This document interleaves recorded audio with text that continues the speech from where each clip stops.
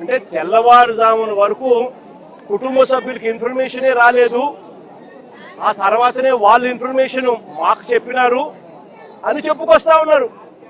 అంటే పట్ట పగలే ఒక తప్పు నువ్వు చేసి నువ్వు కన్నా సరైన సమయంలో స్పందించి ఉండింటే వీళ్ళందరూ బతుకుండే వాళ్ళని తెలిసి స్పందించకపోవడం నీ తప్పు అయితే ఆ తప్పును కవర్ చేసుకునే దానికి మీ 3 మెంబర్ ఫ్యాక్ట్ ఫైండింగ్ కమిటీలో ఇలా తప్పుడు రిపోర్ట్లు రాస్తా ఉన్నారు అని అంటే అసలు ఈ ప్రభుత్వం అన్నది నిజంగా మానవత్వం ఉందా ఈ ప్రభుత్వానికి అని నేను అడుగుతా ఉన్నా.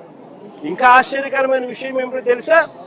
ఇంకా ఆశ్చర్యకరమైన విషయం ఏమిటి అని అంటే ఈ ప్రభుత్వంలో ఇన్సిడెంట్ జరిగింది, కనీసము ఒక్కరంటే ఒక్కరు కూడా కనీసం ఇంటికి కూడా రాల.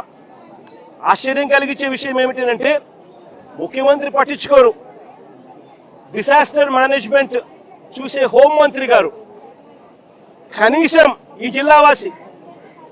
జిల్లావాసే ఆవిడ కూడా కనీసము రాను కూడా రాలా.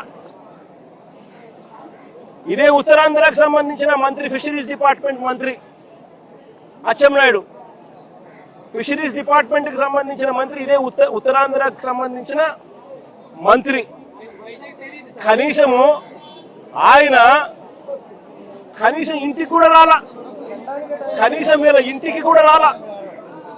పైగా ఏమంటారు తెలుసా? వీడియో కాల్ చేశారట.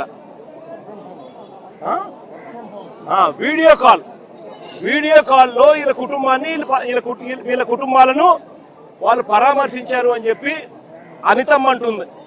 హోంమంత్రి, డిసాస్టర్ మేనేజ్మెంట్ చూసే మంత్రి అనితమ్మ గారు వీడియో కాల్లో పరామర్శించినామని చెప్తారు. ఒక్కరంటే ఒకరు కనీసము బాధ్యత గల స్థానంలో ఉన్న వ్యక్తులు, ఫిషరీస్ డిపార్ట్మెంట్ మంత్రి కానీ, డిసాస్టర్ మేనేజ్మెంట్ మంత్రి కానీ, ముఖ్యమంత్రి కానీ కనీసం ఎవరంటే ఒకరు పట్టించుకున్న పరిస్థితి లేదు. కనీసం వీళ్ళ ఇళ్ల కాడికి వచ్చి వీళ్ళను ఓదార్చి తప్పు జరిగిందమ్మా, ప్రభుత్వం తప్పు చేసేది, కలెక్టర్ స్పందించలేదు, అది మా తప్పే, సిఐ పోలీస్ డిపార్ట్మెంట్ స్పందించలేదు, అది మా తప్పే, దానికి క్షమాపణ చెప్తా ఉన్నామమ్మా, మీకు కనీసం మనిషిని తీసుకొని రాలేకపోయినా కూడా కనీసం మీ కుటుంబానికి తోడుగా మేము ఉంటామమ్మా అని చెప్పి కనీసం 4 మాటలు మాట్లాడలేకపోయారు ఈ మంత్రులు. ఈ ముఖ్యమంత్రి గారు కనీసం ఆ మంత్రులను పంపించేనా కానీ కనీసం ఆ మాటలైనా చెప్పించలేకపోయాడు. ఇది ఈరోజు రాష్ట్రంలో జరుగుతూ ఉన్న పరిస్థితి.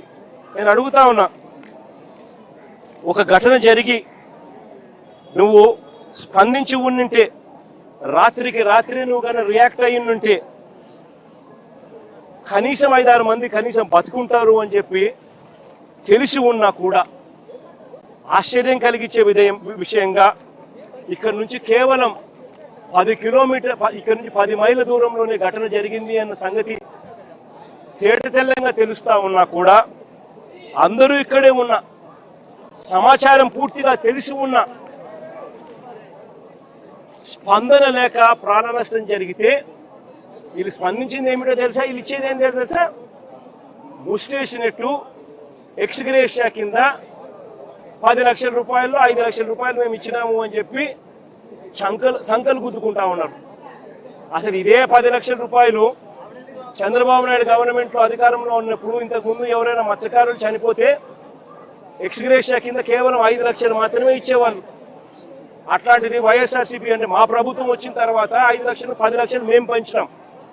అంటే ఎవరు చనిపోయినా కూడా, వేటకు వెళ్ళి ఎవరు చనిపోయినా కూడా ఆ మత్స్యకారుల కుటుంబం ఆవేదనకు లోనవుతుంది.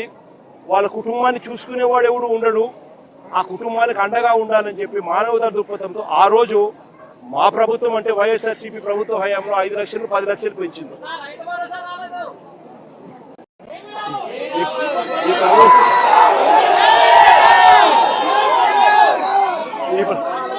ఈ ప్రభుత్వంలో ఏమీ రాదు, అది పక్కన పెడితే ఆ 10 లక్షలు ఏదైతే అప్పట్లో గత ప్రభుత్వంలో మేము అనౌన్స్ మేము ఏదైతే ఇంప్లిమెంట్ చేసినామో, మామూలుగా ఏ తప్పు జరగకపోయినా కూడా, ప్రభుత్వం ఏ తప్పు చేయకపోయినా కూడా నార్మల్ సర్కమ్స్టాన్సెస్ లో ఏదైనా దుర్ఘటన జరిగితే ఆ 10 లక్షల రూపాయలు ఇచ్చే పరిస్థితి.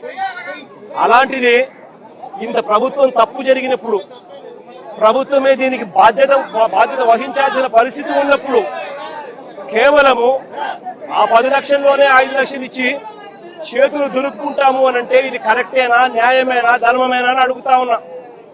మరొకసారి ఈ ప్రభుత్వం ఇలాంటి తప్పులు ఎవరు చేయకుండా ఉండాలి అని అంటే కలెక్టర్లు కానీ పోలీస్ డిపార్ట్మెంట్ కానీ ఒక కంప్లైంట్ కానీ చేతికి వస్తే మనుషులు చనిపోతా ఉన్నారు, వెంటనే ఆదుకోవాలి అని చెప్పి ఎవరైనా కంప్లైంట్ చేస్తే స్పందించే తీరును మెరుగుపరచాలి అని అంటే ప్రభుత్వం అన్నది ఒక షాక్ తగిలితే తప్పనిచ్చి, ఆ అధికారులకు ఒక షాక్ తగిలితే తప్పనిచ్చి స్పందన అనేది రాదు. కాబట్టి